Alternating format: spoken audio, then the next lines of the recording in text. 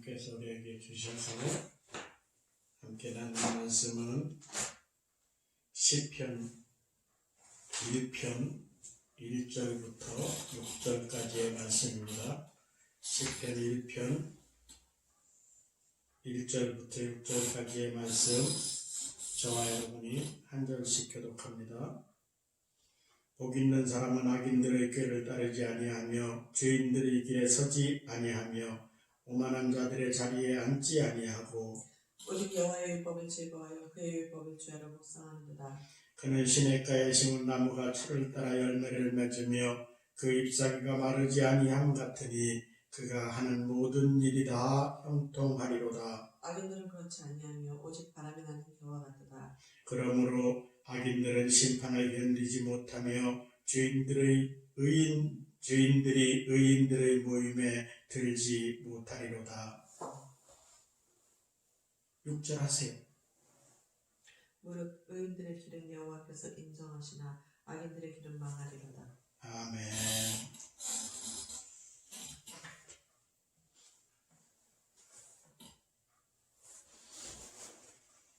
할렐루야. 2021년 올 한 해에도 주님께서 언제나 우리들을 지켜주실 줄 믿습니다. 또한 우리 교회와 우리 가정과 우리 가족들을 주님 안에서 은혜롭게 살게 하실 줄 믿습니다. 그야말로 앞에 붙이기 좋은 대망의 새해 2021년 1월 첫 주일 예배입니다. 새로운 한 해가 시작되면 가장 많이 주고받는 인사가 새해 복 많이 받으세요 하는 말이지요. 이렇게 서로를 축복하며 인사를 했다고 해서 정말로 복이 오는 것도 아니면서 우리는 습관처럼 이렇게 덕담을 주고받으면서 한 해를 시작합니다. 그렇죠. 늘 이렇게 좋은 덕담의 인사를 받고 시작을 하지만 1년 동안을 살다 보면 잘 되는 일보다 안 되는 일이 더 많은 경우도 생기게 됩니다. 그렇다면 그 놀라운 복을 많이 받으라는 인사와 함께 정말 이 복을 받으려면 어떻게 하여야 되는 것일까요?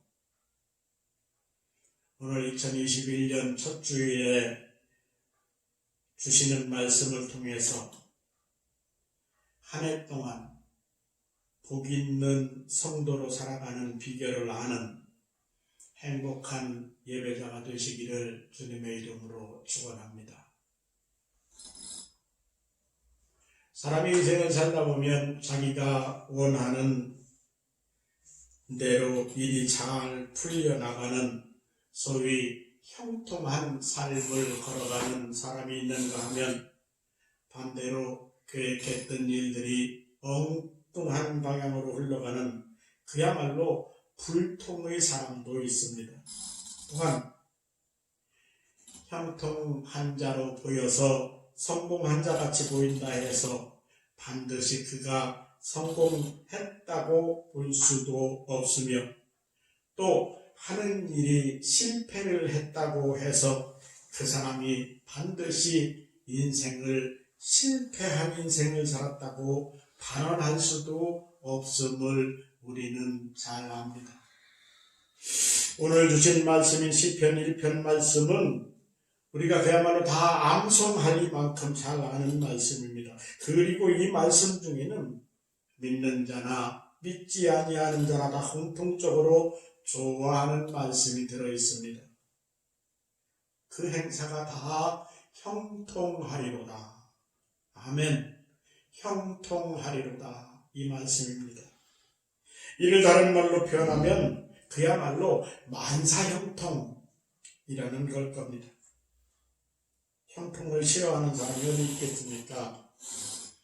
2021년 우리 인생에서 가장 행복하고 복을 받는 한 해 되기 위해서 그야말로 형통하게 살기 위해서는 어떻게 살아야 하는지 그 비결을 이 시간 함께 나눠보고자 합니다. 첫째, 형통하게 살려면 악인과 구별된 삶을 살아야 됩니다. 먼저 복과 거리가 먼 생활을 하는 사람들이 살아가는 모습을 살펴보겠습니다.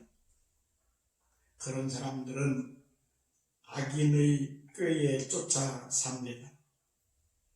죄인의 길을 따라 삽니다. 오만한 자리에 앉습니다. 그것은 결국은 멸망입니다. 세상 사람들은 자기의 꾀를 의지합니다. 나쁜 꾀를 앞세워 목적을 성취한 사람들을 부러워하고 그것을 흉내내기를 좋아합니다. 도둑질하는 것을 실패했다고 해서 그를 보고 성공했다고 말할 수 없음에도 불구하고 그의 노하우를 배워서 나도 써먹어 봐야겠다는 생각을 하기도 하는데 그는 결국은 언젠가는 다시 말썽이 생기고 옛날에 그가 그랬다더라 하는 구설수에 오르거나 감옥에 갈 수밖에 없습니다. 사람을 잘 속이는 방법을 연구해서 속이기 시작하면 처음에는 어찌어찌하여 성공하는 것 같이 보일지 모르나 결국은 모든 사람들이 그에게서 등을 돌릴 것입니다. 그런데 어리석은 사람들이 악한 꾀를 앞세웁니다. 악은 다 마귀가 만들어내는 것입니다.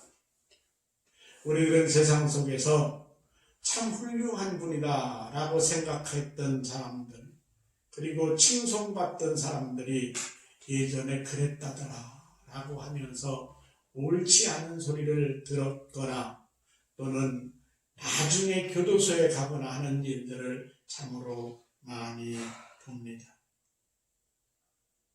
우리들은 들키지 않았을 뿐이지 사실은 그들보다 더 많이 잘못하고 인생을 살았는지도 모릅니다. 그들보다 더 많이 거짓을 행하고 더 많이 거짓된 행동을 하며 남에게 마음을 아프게 하는 일을 서슴지 않았던 우리들인지도 모릅니다. 이제 새해입니다.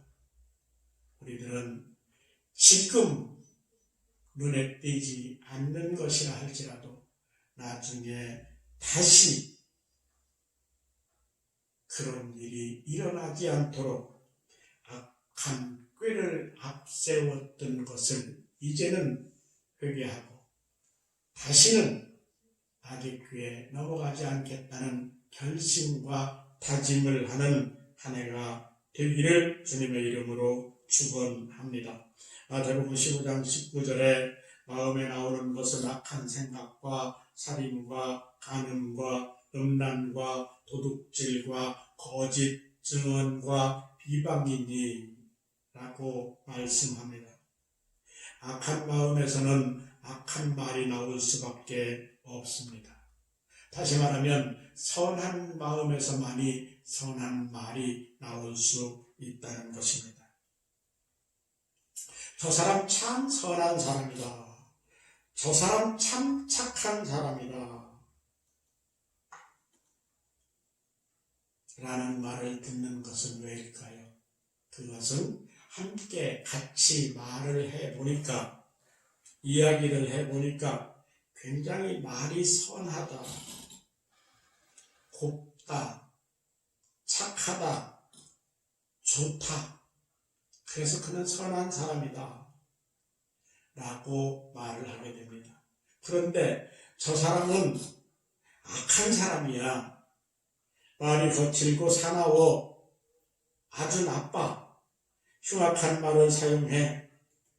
그것은 바로 그의 속이 악하기 때문에 그것이 악한 말로 나오는 것이라고 할 수 있습니다.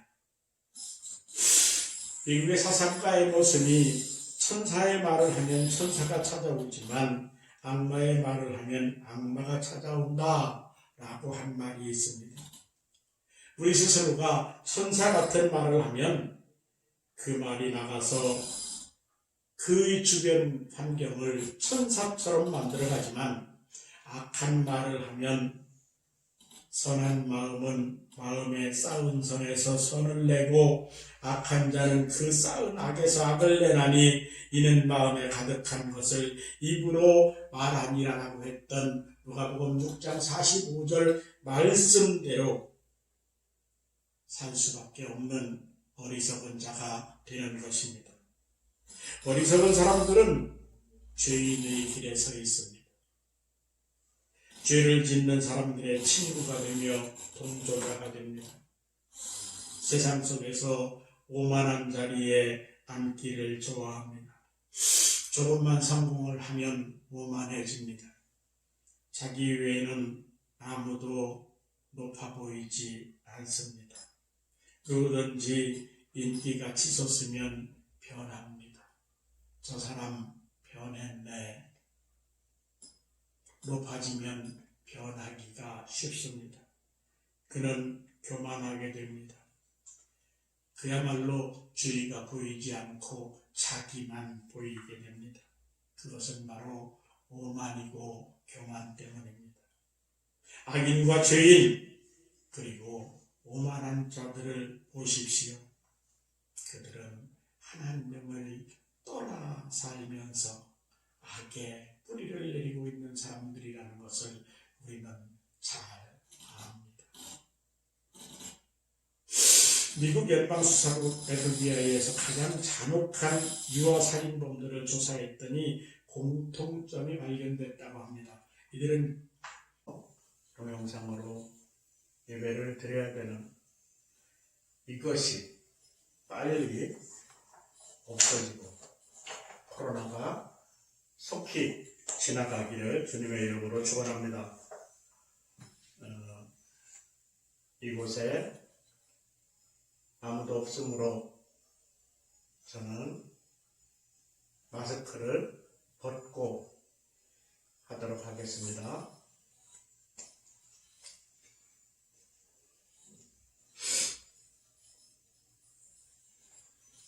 오늘 하나님께서 우리에게 주셔서 함께 나눌 말씀은 요한복음 1장 43절로 51절 말씀입니다.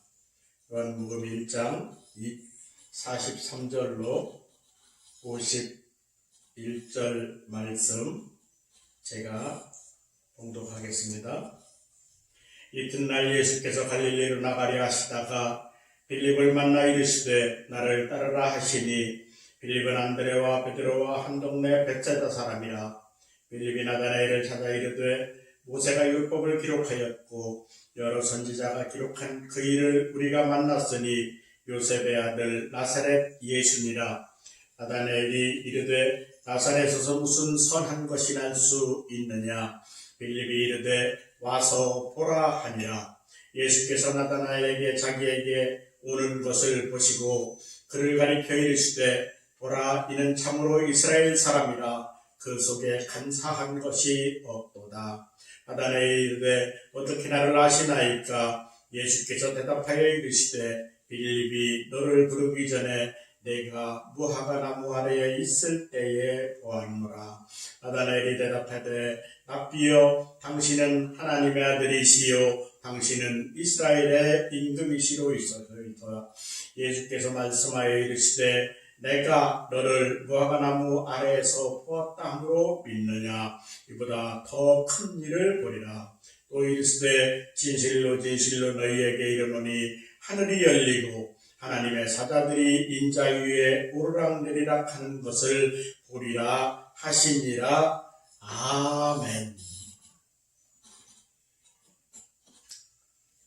할렐루야. 오늘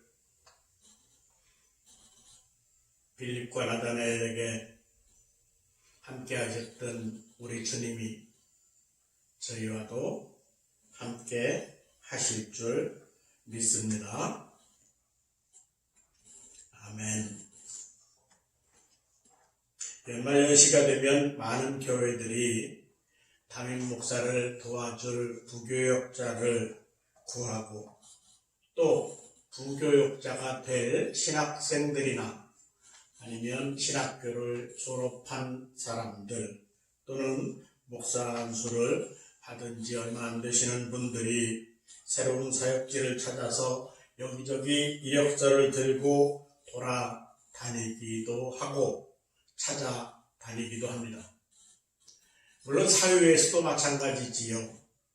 졸업을 앞둔 대학교 4학년 학생들이거나 아니면 졸업을 했어도 아직 취직을 하지 못한, 취업이 되지 않은 사람들은 이때쯤이면 많은 사람들이 이력서를 들고 여기저기를 찾아다니게 됩니다.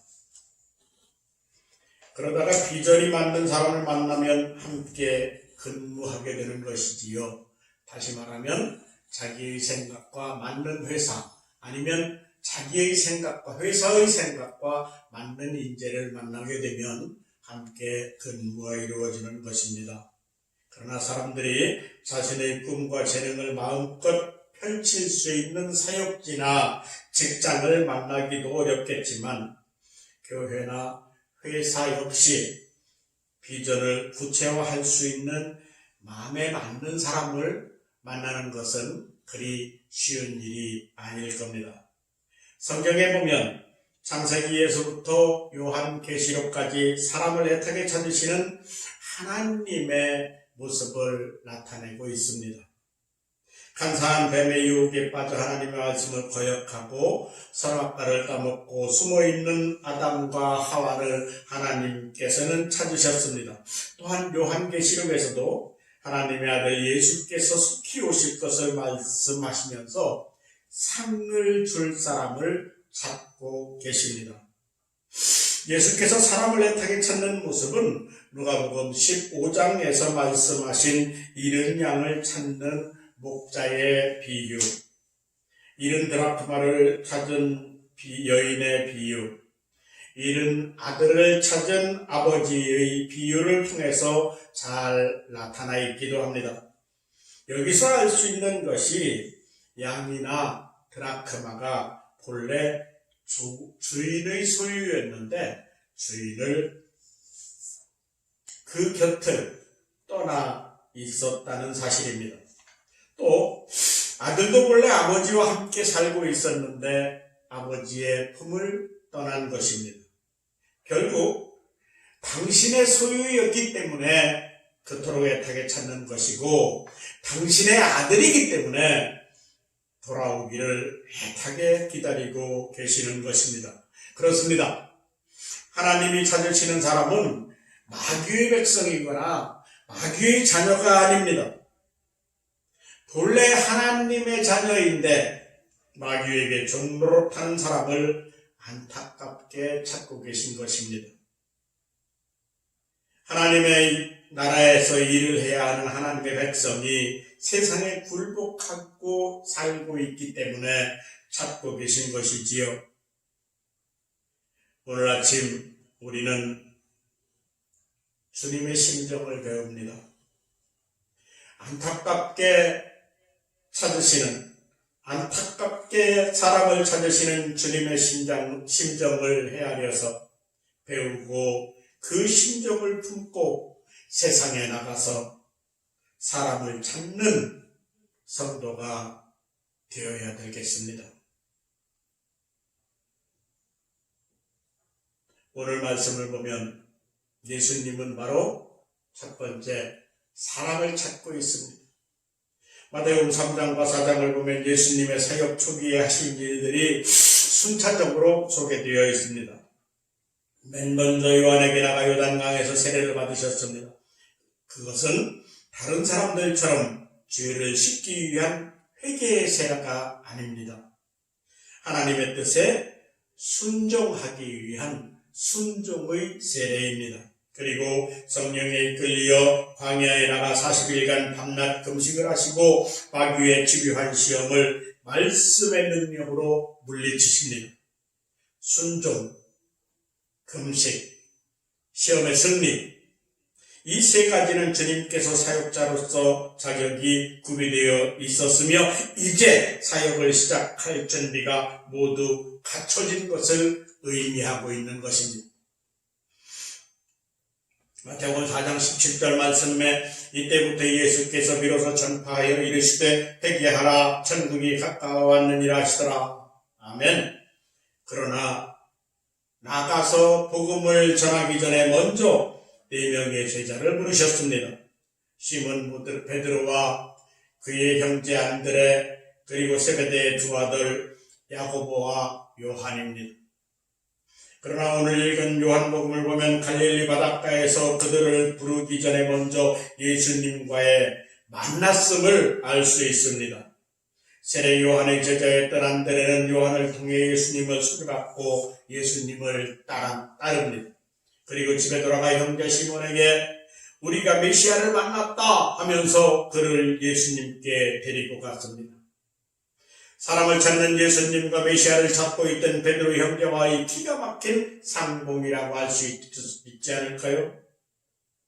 다음날 예수님은 다시 베드로 형제와 한 동네에 살고 있는 빌립을 만나 나를 따르라 하셨습니다.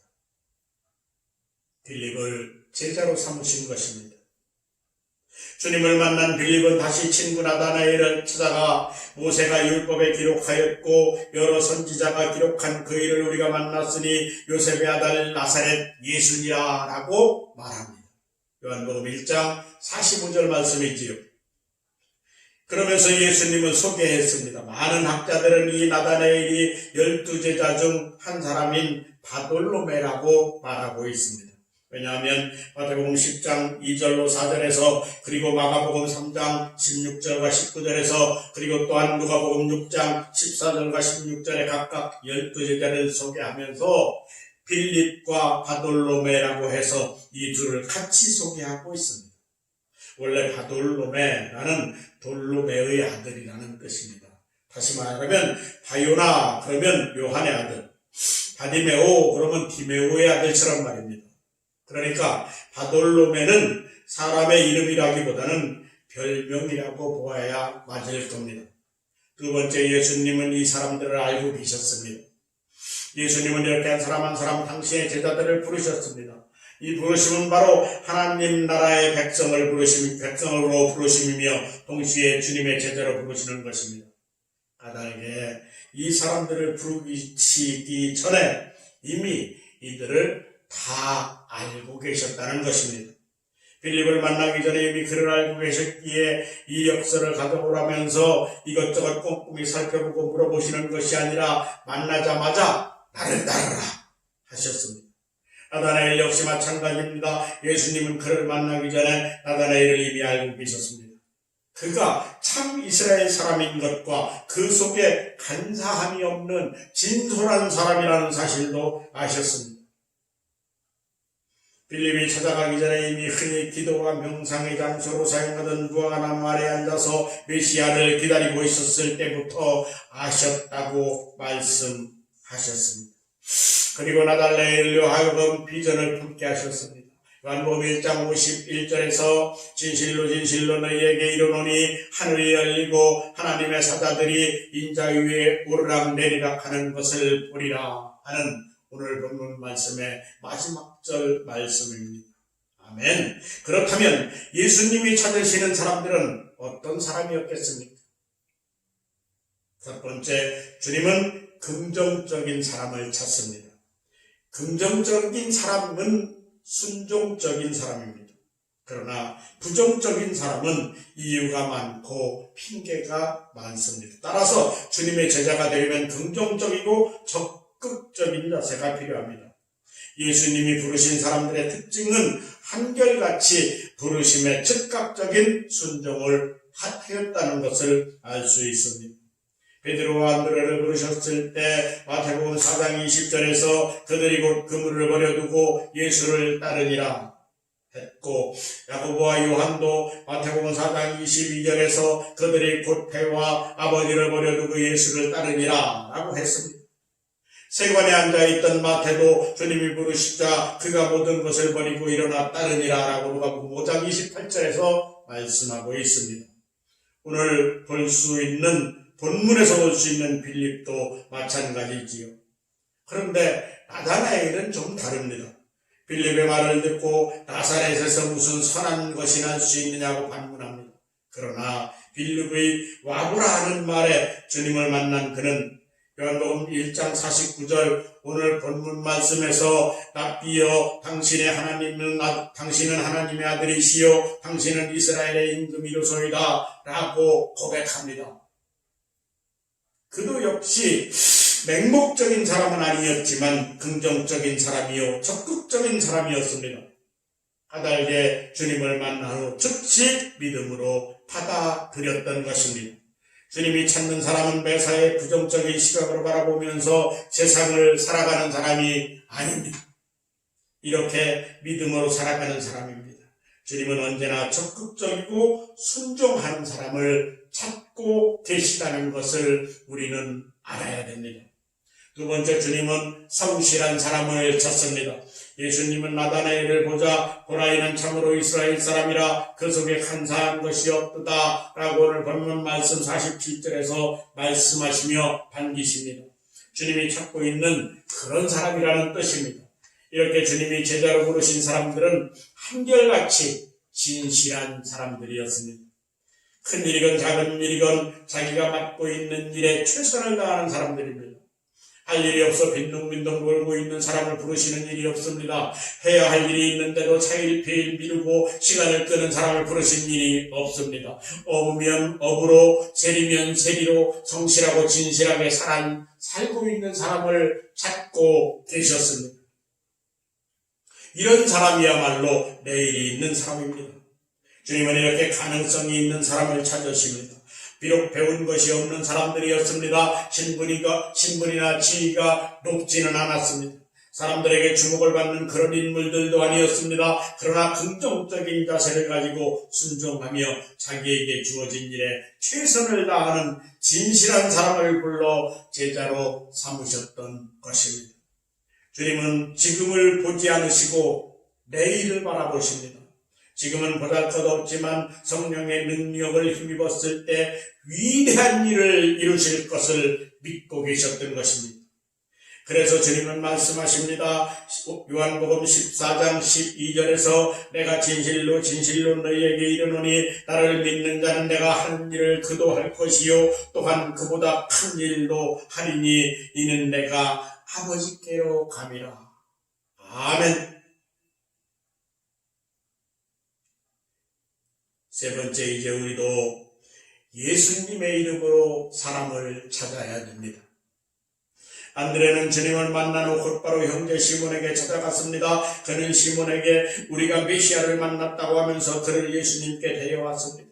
빌립도 마찬가지입니다. 예수님을 만난 빌립은 친구 나다나엘을 찾아가 모세가 율법에 기록하였고 여러 선지자가 기록한 그 일을 우리가 만났으니 요셉의 아들 나사렛 예수라고 오늘 본문 말씀에 1장 45절에서 말하고 있습니다. 그러나 의외로 나다나엘의 반응이 시원치 않자 와보라 하면서 나다나엘의 손목을 잡아 끌었습니다. 누구든지 예수님만 만나면 됩니다.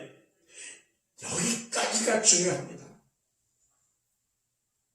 많은 사람들은 자신들의 잘못된 편견 때문에 예수님을 찾지 않습니다. 나사렛 땅에서 무슨 선한 것이 날 수 있느냐? 라고 하고 있는 것이지요. 그러나 일단 예수님을 만나기만 하면 그 사람이 변합니다. 예수 그리스도는 사람을 변화시킬 수 있습니다. 그러니까 예수님에게로 인도하는 일까지가 우리들이 해야 될 중요한 일인 것입니다. 우리가 만나는 사람들에게 복음을 제시하고 전도를 한다는 것은 그야말로 쉬운 일이 절대로 아닙니다. 충분히 훈련된 사람만 할 수 있습니다. 그러나 와서 보라. 내가 만난 예수님을 한번 만나보라.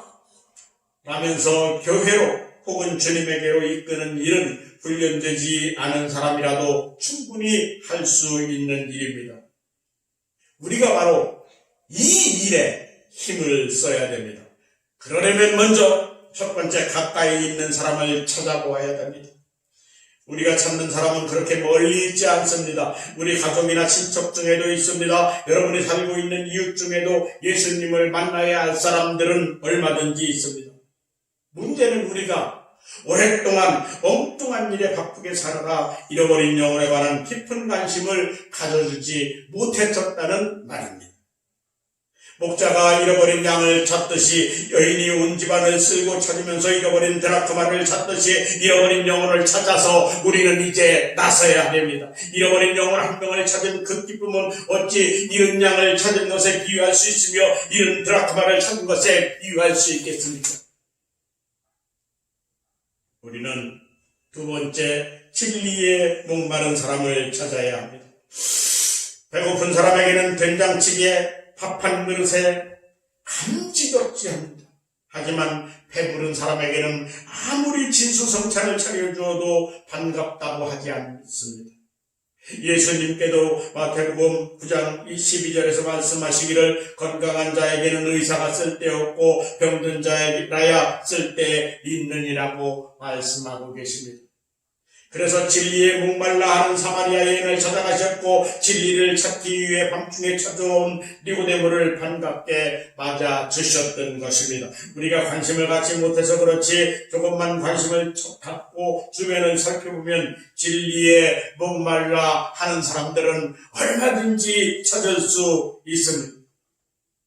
아직 기회가 주어지지 않아서 그렇지 조금만 관심을 기울여 찾아가면서 권면해보면 예수 앞에 돌아올 사람들이 얼마든지 있습니다.